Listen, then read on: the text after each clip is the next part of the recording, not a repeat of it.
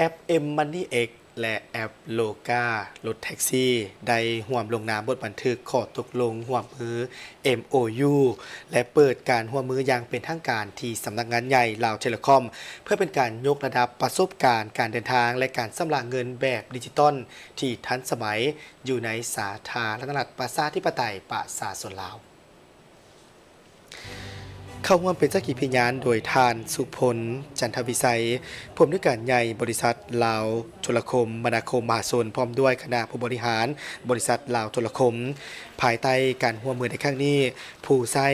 สามารถเอิ้นโลกาแท็กซี่โดยผ่านแอปพลิเคชัน M Money X พร้อมทั้งสำระค่าโดยสารผ่าน Wallet ของ M Money X ได้อย่างสะดวกสบายว่องไวปลอดภัยและทันสมัยนอกจากนั้นการร่วมมือกันในครั้งนี้ยังเป็นการควบคุมไปถึง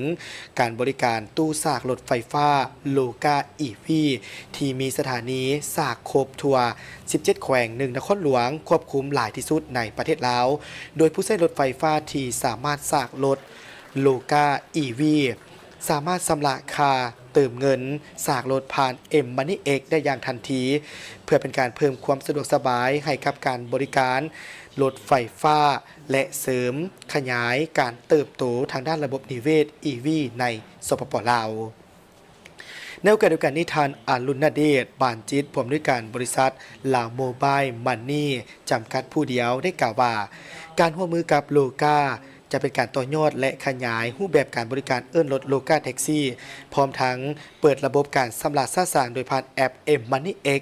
โดยการเชื่อมต่อกับเทคโนโลยีการเงินแบบดิจิตอลเข้านำกันให้กลายเป็นสังคมดิจิตอลอย่างเต็มรูปแบบท่านสุริโยวงศ์ดาราผู้ร่วมก่อตั้งและผู้บริหารบริษัทโลกาจำกัดได้กล่าวว่าการร่วมมือกับ M Money X ในครั้งนี้เป็นอีกหนึ่งบัตรเก้าที่สำคัญในการสร้างระบบนิเวศการเดินทางที่เป็นการเชื่อมต่อกับการบริการดิจิตอลที่ทันสมัยเพิ่มความสะดวกขึ้นซึ่งเป็นการตอบสนองความต้องการในการเดินทางการชำระการเงินเป็นเรื่องที่ง่ายสะดวกว่องไวและเข้าถึงกลุ่มคนทุกกลุ่มพร้อมด้วยกันนี้ทั้ง2บริษัทยังได้มีการจัดเป็นโปรโมชั่นพิเศษสำหรับการเปิดการบริการในครั้งนี้พิเศษเอิ้นรถโลกาแท็กซี่จ่ายผ่าน